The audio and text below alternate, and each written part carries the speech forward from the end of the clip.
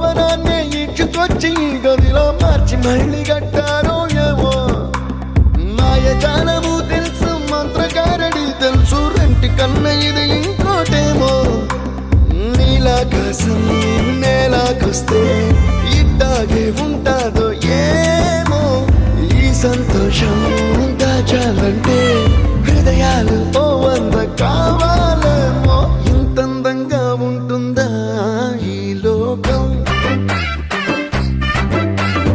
ఇన్నాళ్ళు ఈ మనసుకి తెలియాలేదే పాపం